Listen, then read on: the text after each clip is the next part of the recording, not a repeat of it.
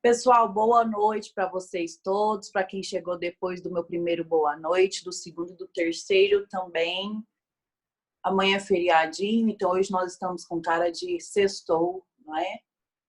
E aí, para você fechar a sua sexta-feira, a sua quinta-feira, com cara de sexta, com chave de ouro, nós estamos aqui juntos. E olha só, não sei se avisaram para vocês, mas vocês vão ter feriado amanhã, tá? Sábado também. Vocês não terão aula nem amanhã, nem sábado. Ficaram tristes? Saber? Certeza. Certeza que vocês ficaram tristes de saber. Olha só, gente, então vamos correr aqui porque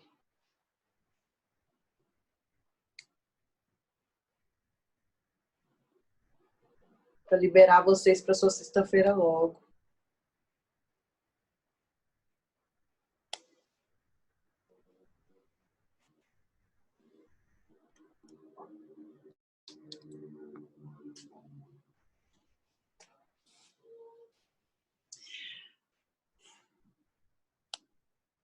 Pessoal,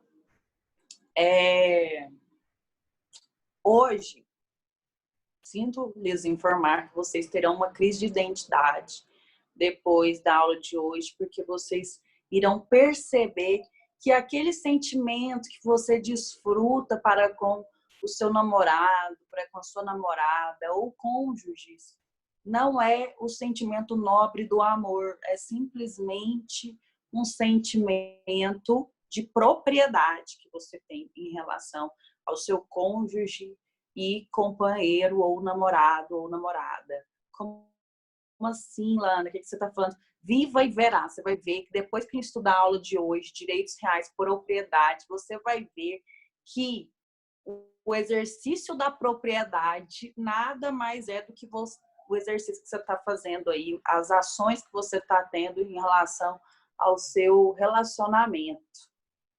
Tá? Sinto lhes informar.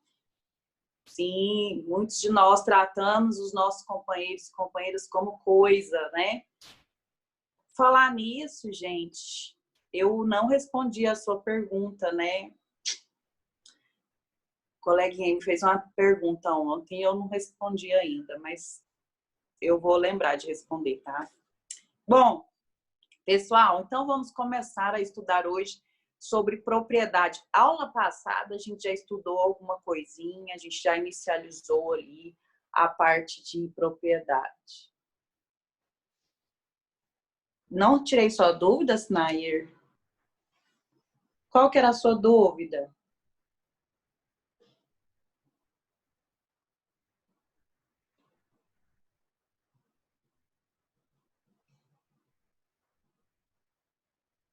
Ah, onde é o churrasco? Tem que marcar depois da quarentena, né? Que agora, gente, primeiro aniversário que eu não comemoro, sério, é esquisito. Ou nem que eu vá para um boteco para tomar cerveja no Copa Americana, eu vou. Esse mês eu não fiz nada, porque não pode sair de casa, gente. Tem nem graça beber sozinha. Meu signo, touro. Claudinei, você entende dessas coisas de signo? Igor, você me perguntou sobre a chamada. A hora que eu for fazer chamada, a gente olha junto, tá? Seu nome tá lá.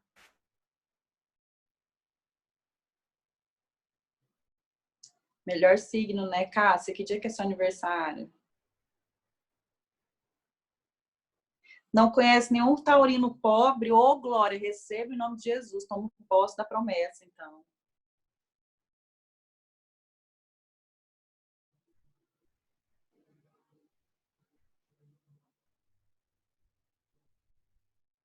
Ô, Claudinei, por que você tá no Instagram da Cássia, sua esposa?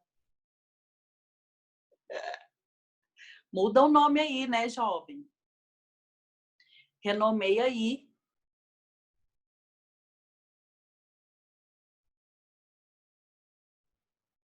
Ah, agora que eu entendi. Tá, é a Cássia mesmo. Você falou prazer porque você é pobre. Ainda, eu também não sou rica, por isso que eu peguei a profecia aí. Ai, ai. Pessoal, então vamos lá, vamos conversando e estudando ao mesmo tempo. Olha só, como eu disse para vocês, aula passada nós começamos a ver sobre direitos reais, que o mais importante deles é a propriedade, né? A posse é um direito real? Não, a posse é um fato jurídico que gera efeitos jurídicos, que gera ali, então, algumas obrigações, alguns direitos para o possuidor. Agora a gente vai começar a estudar o direito real mesmo, o que é direito, o que tem uma causa jurídica, o que tem uma causa jurídica, né, que é definida em lei, e o primeiro direito real que a gente vai estudar, e o mais importante, é justamente a propriedade. E aí a gente falou um pouco sobre a propriedade na aula passada, não sei se vocês estão lembrados, nós vimos algumas teorias que definem quando começa a propriedade, né? A aula passada a gente estudou sobre essas teorias e agora a gente vai começar a estudar os elementos essenciais da propriedade. Se você gosta de seguir aí a leitura com o seu código, é só abrir o seu Código Civil no artigo 1228, que é o artigo que começa a detalhar aí acerca dos elementos essenciais da propriedade. O que o proprietário tem em seu poder, na sua faculdade, o que ele pode fazer em relação à coisa da qual ele tem propriedade. Artigo 1228 Código Civil. Olha lá, você vai identificar o seu namoro aí nesse artigo 1228. Ah, professora, mas não é o meu namoro isso aí, não. Isso aqui é relação de proprietário com coisa. Você está vendo que tem alguma coisa errada aí no seu relacionamento. Se o seu relacionamento está coincidindo com a aula de hoje, repense que você pode estar em um relacionamento abusivo, seja como abusador, seja como vítima aí, fica ligado. Gente, essa luz tá horrível, pelo amor de Deus. Peraí, deixa eu melhorar isso aqui, gente. Não. Então, aí essa luz melhorou, né? Tampou. A outra tava destacando as olheiras da gente. Ninguém merece dia do aniversário com olheira. Bom, então vamos lá. Artigo 1228, gente. Acompanhe comigo a leitura. O proprietário tem a faculdade de usar, gozar e dispor da coisa e o direito de reavê-la do poder de quem quer que injustamente a possua ou detenha. Então, é um artigo que a gente leu aula passada. Vocês viram aí alguns verbos, olha só. Primeiro, o proprietário tem a faculdade. Como assim tem a faculdade? Ele tem a opção. Quando é proprietário, ele tem a opção de, em relação à coisa, usar, dispor, gozar e reaver a coisa de quem a detenha injustamente, de quem a possua injustamente. Artigo 1228 do Código Civil. Aí, gente, quando o legislador diz que o proprietário ele tem a faculdade de reaver a coisa, de quem a injustamente a possua ou detenha, quando ele fala possua, ele está falando da posse. Quando ele fala de detenha, ele está falando da mera detenção, certo? Então, se o proprietário percebe que a coisa a qual ele é dono, da qual ele é dono, está ou na posse ou na detenção de alguém sem o seu consentimento, o que ele pode fazer? Reaver a coisa, justamente por quê? Porque ele tem as faculdades lá do início do artigo 1228. Ele pode usar, gozar da coisa, dispor da coisa. E se a coisa está no poder de outra pessoa, como que ele vai usar, gozar e dispor dela? Não tem jeito. Então, o direito dele real de propriedade está sendo prejudicado por alguém que está ou na posse ou na detenção da coisa injustamente. Aqui, quando o legislador fala injustamente, não quer dizer que a posse seja justa ou injusta. Aqui ele quer dizer o seguinte: injustamente porque não é o proprietário que está ali.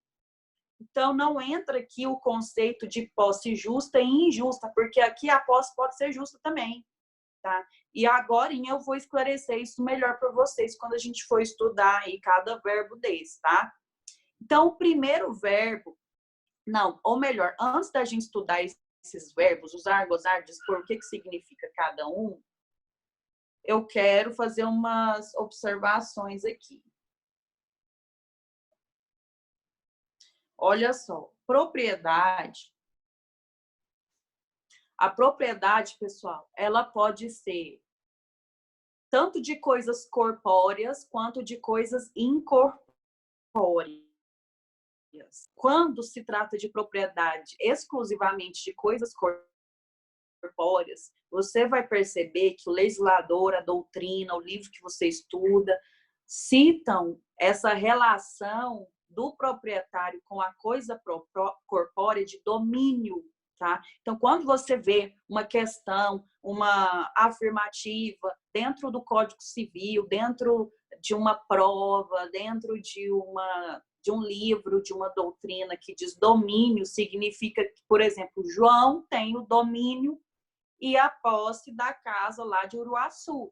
Então, quer dizer que além de proprietário, ou seja, ele tem o domínio da coisa, além de proprietário, ele está na posse da coisa, tá? Então, quando você ler domínio, leia propriedade de coisa corpórea, tá? Muito bem. Outra observação que eu quero fazer em relação a essa questão aí da propriedade. A propriedade, ela tem sobre si alguns ônus, tá?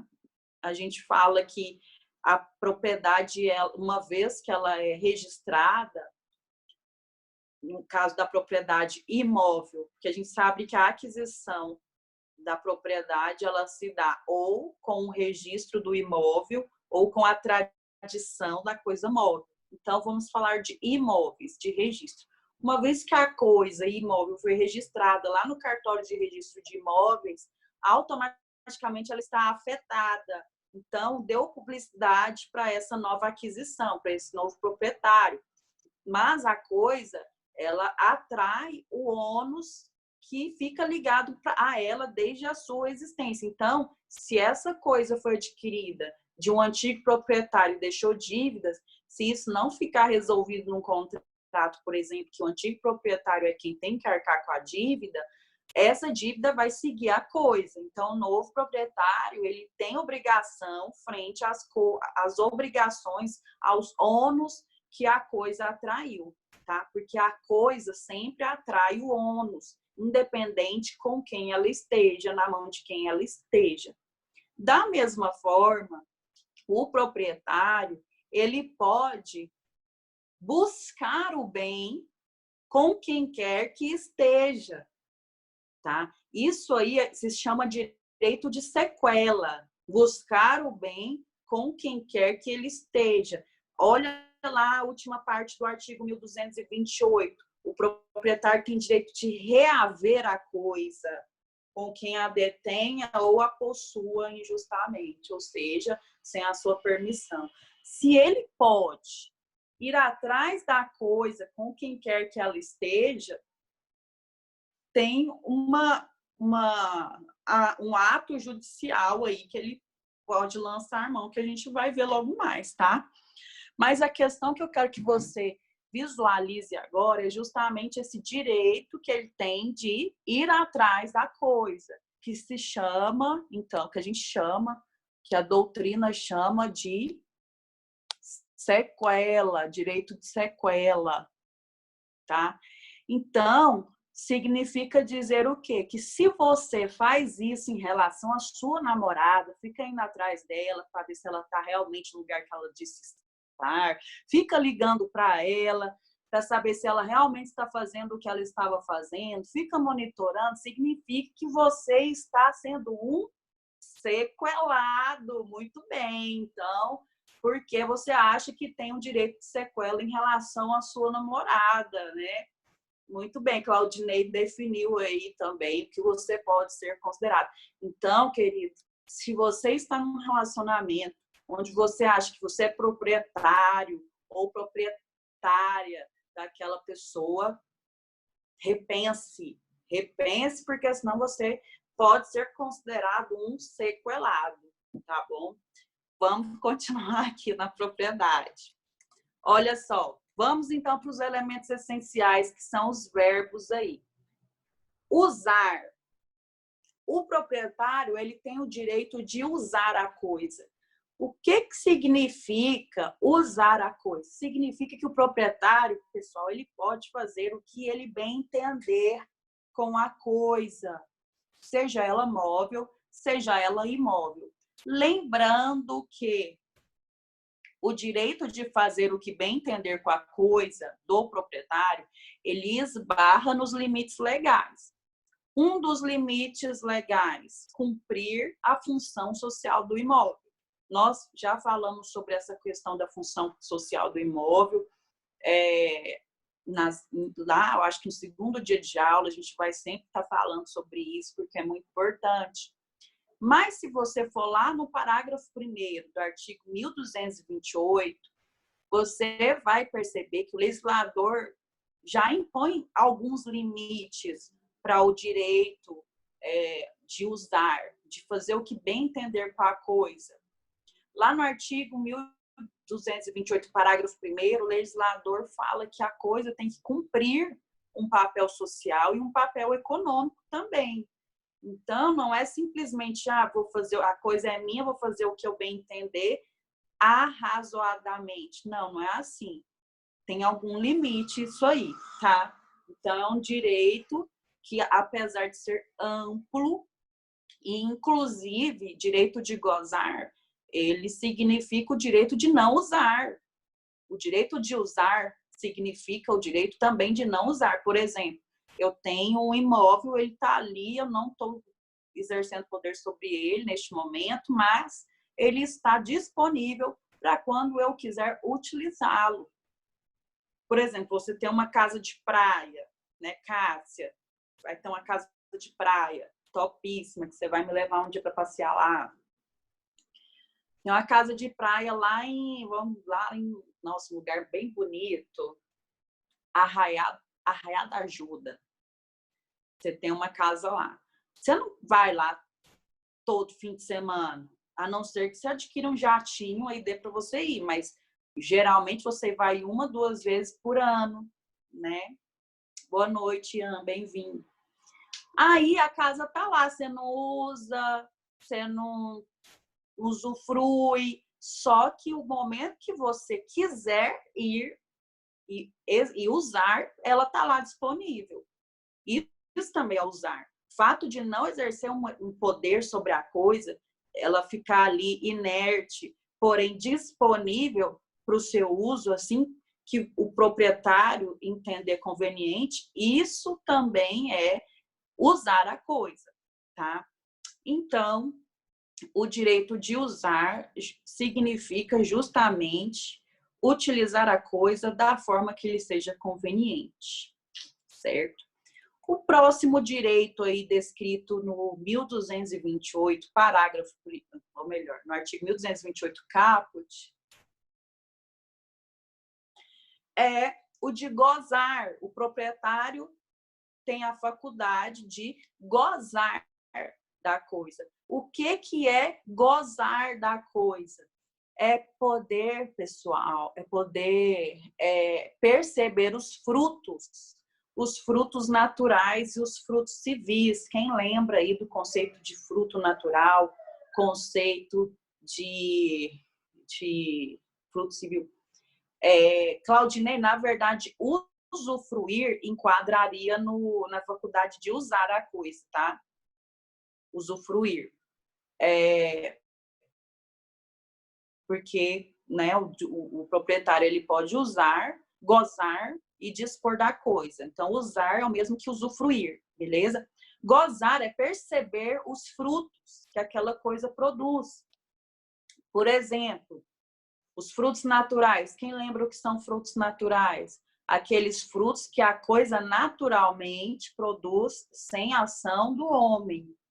Por exemplo, numa fazenda ali, o gado que vai nascendo, o bezerrinho que vai nascendo, as frutas que são disponibilizadas, né, pelas árvores, aquilo ali tudo é fruto natural. Não precisou de trabalho do homem para que ele acontecesse. Gozar significa perceber esses frutos. Tem os frutos civis também. Quais são os frutos civis? Percepção de aluguel. Você está alugando apartamento, está rendendo um dinheiro para você, não está? Fruto civil. Isso também é gozar da coisa, certo? Então, o proprietário tem o direito de usar, gozar. Próximo verbo, dispor da coisa. O que significa dizer que o proprietário pode dispor da coisa? Ele pode alienar a coisa, ele pode gravar de ônus, ou seja, dar a coisa como garantia. Isso significa dispor da coisa. Inclusive, pessoal, essa disposição que o proprietário tem de fazer em relação à coisa é o que mais o identifica como proprietário. Porque você concorda comigo que o possuidor também usa? Você concorda comigo que o possuidor também goza? E dispor, o possuidor tem a faculdade de vender o imóvel, que nem é dele, só se alguém aceitar comprar, sem analisar ali o histórico imobiliário, a certidão do imóvel, certidão de matrícula, o registro dele no cartório de registro de imóveis, né? Mas o normal, o comum, o usual é que quem compra quer o título. Ninguém compra sem título. Então, o possuidor também usa, o possuidor também percebe frutos, mas ele não pode vender o imóvel. Já o proprietário pode, né? Então, o que mais diferencia o proprietário do possuidor é justamente o direito que ele tem de dispor da coisa. Próximo verbo aí que está no artigo 1228. Deixa eu ver o que vocês estão perguntando aqui. Ah, não tem ninguém perguntando nada, não.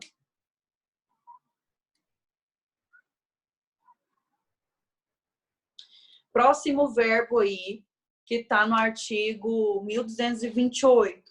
O proprietário tem o direito, tem a faculdade, tem a opção de reaver a coisa com quem quer que ela esteja, ou com possuidor ou com detentor.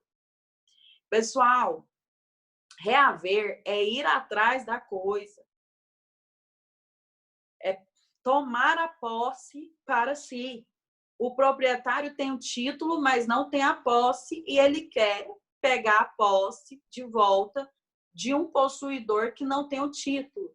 Então, aqui, pessoal, é o proprietário sem posse contra o possuidor sem título.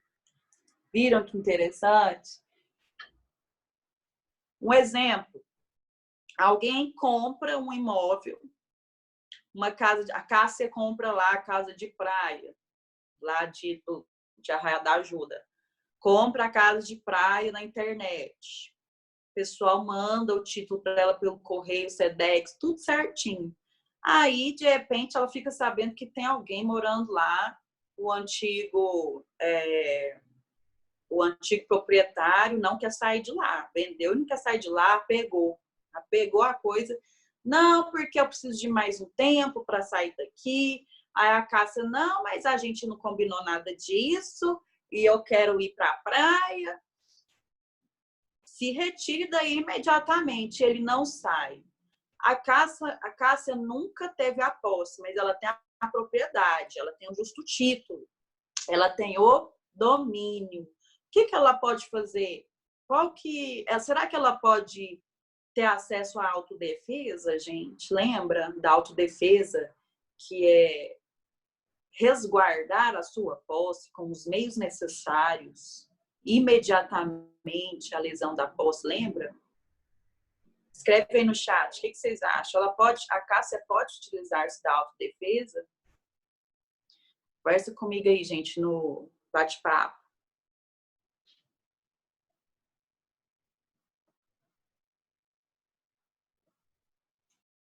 Tem alguém me assistindo essa aula? Acha que não, Claudinei. Por quê? Ah, obrigada, gente, que vocês estão aí me ouvindo. Tá todo mundo sem câmera, eu sou a única sem câmera. Eu sou a única com câmera, com vídeo. Eu tô me sentindo fazendo story, tipo, eu e eu. Olha só, pessoal. Só uma observação. Quando essa aula cair, você vai entrar no mesmo link, tá? No mesmo link da aula. Por que a Cássia não pode usar da autodefesa? Porque é um efeito da posse. A gente estudou a autodefesa ou autotutela da posse como o primeiro efeito da posse, de quem tem a posse. Nessa situação aqui, a Cássia nunca teve a posse e ela está reivindicando a posse com um título. Quando eu tenho um título e quero reivindicar a posse, eu não posso adentrar ao juízo possessório, ou seja, eu não posso utilizar-me das ações possessórias. Matéria da prova. Quais são as ações possessórias? Interdito, proibitório, reintegração de posse e manutenção da posse, certo? Essas 3 ações possessórias são utilizadas pelo possuidor para reaver a posse ou para se manter na posse ou para proteger a posse de alguma ameaça. Então, lá no juízo possessório, eu só vou discutir posse. Não adianta eu ter título ali. Quando eu quero reivindicar a posse de uma coisa pelo título, porque eu sou proprietário, eu não posso entrar com nenhuma ação possessória. Eu entro com alguma ação petitória. E nesse caso aqui, do proprietário que nunca teve a posse, e ele quer essa posse de um possuidor que está ali sem a sua permissão, ele tem uma ação específica que ele pode, sim, ajuizar na justiça para requisitar essa posse aí. Essa ação se chama ação reivindicatória de posse, tá? Então, coloque aí, quem está anotando, coloque aí no seu caderno, que quando o proprietário, aquele que detém o título, quer a posse do possuidor que não tem título, ele precisa ajuizar uma ação. Essa ação se chama ação reivindicatória da posse, tá? Não é ação de reintegração de posse, nem de manutenção da posse, nem interdito proibitório, porque essas 3 são ações possessórias. Essas 3 só se discute posse. Quem tem a posse contra quem não tem a posse, ou um possuidor de boa-fé contra o possuidor de má-fé, só posse. Aqui não, aqui aqui o nível está mais alto, aqui o padrão está elevado. Aqui é minha, é meu, eu comprei, eu tenho título, eu sou proprietário. Então, não é ação possessória, é ação reivindicatória da posse. Eu acho que fica melhor, tá? Então, quando o proprietário quer reaver a coisa de quem injustamente a possua ou detenha, ele deve lançar mão da ação reivindicatória. E agora, nós vamos falar sobre os pressupostos dessa ação reivindicatória. O que o proprietário precisa para que essa ação reivindicatória realmente surta efeitos e ele consiga reaver a posse da coisa que está com outra pessoa, com um terceiro, ou possuidor ou detentor. Primeiro, ele tem que provar a titularidade da coisa. Ele tem que provar o domínio da coisa. Então, ok, é proprietário? Prove-me que você é proprietário. Como que ele vai provar? Com o registro da coisa lá no cartório de registro civil. Ele pode provar ou com a titularidade do domínio ou com o registro mesmo imobiliário. Isso ele vai requerer lá no cartório onde ele registrou o imóvel, tá? Lembra que eu disse para vocês que a aquisição da coisa, ela acontece com o registro da coisa no cartório de registro de imóveis quando é coisa imóvel e com a tradição quando é coisa móvel, né? Então, ele comprou a coisa e registrou. A prova dele é esse registro do domínio, esse registro imobiliário, certo? Aí eu te pergunto, e se aquele que está lá na posse da coisa se achar proprietário? Como assim? Se alguém vendeu a coisa para ele, se essa pessoa que vendeu é um estelionatário, forjou um documento, e aquele que está ali acredita ser o proprietário. Nesse caso, quando se acredita que quando ambas as partes acreditam que são proprietárias, ou seja, ambas têm um título, aí nós vamos ter que comparar. Nós quem? A justiça. E a justiça vai ter que comparar esses títulos para saber qual que é o válido. E, gente, como que vai saber? Como que vai saber se um título é verdadeiro ou não? Através de um estudo pretérito dos registros da coisa, das matrículas da coisa. Porque, gente, a coisa, tudo que acontece na história de existência da coisa, da propriedade, tem a sua marca, tem a sua história lá no cartório de registro. É como se fosse um dossiê. O Ian falou que tem um caso aí parecido. Eu acho que você já me falou, é uma mistura de inventário, não é? Uma coisa, uma bagunça louca. Gente, realmente, os cartórios, eles começaram a se organizar de poucos anos para cá. Antigamente, era muita malandragem, era cartório que vendia registro de coisa que já estava registrada. Ixi. Aí o que acontece? Para a gente descobrir quem que é o real proprietário, é necessário se fazer um estudo pretérito das matrículas que estão ali registradas no histórico da coisa. Então, se essa coisa foi vendida 5 vezes ou 20, vai constar ali no registro imobiliário da coisa, nesse histórico. Quem que fornece esse documento? O cartório. Óbvio que ele cobra, né? Porque até para você sorrir lá dentro do cartório, o pessoal tá cobrando. Aí, então, olha só. Se for só o proprietário contra o possuidor sem título algum, basta comprovar a propriedade com registro imobiliário. Só isso. Só essa certidão de registro lá do cartório. Mas aí, se lá na defesa do réu, o possuidor juntar outro título, vai, não, peraí, para tudo, que eu que sou dono desse trem aqui. Aqui meu título, aqui, ó, o comprovante do domínio. Aí, nesse caso, eles vão ter que produzir prova para comprovar de quem que é o título real ali. Aí sim, gente, aí sim precisa desse histórico aí da coisa. Tá? Analisando o histórico da coisa, que geralmente é de 5 anos até o momento da ação. Por que 5 anos? Porque 5 anos já dá uso campeão. Né? Então, não precisa de a coisa é da época do descobrimento do Brasil. Não precisa você fazer um relatório de 500 anos. Então, basta dos 5 anos, que os últimos 5 anos ali do passado dessa coisa, do passado registral da coisa, certo? Aí dá para ver qual foi o proprietário que passou para qual, e se o último proprietário realmente adquiriu a coisa daquele que estava ali na certidão de matrícula do imóvel.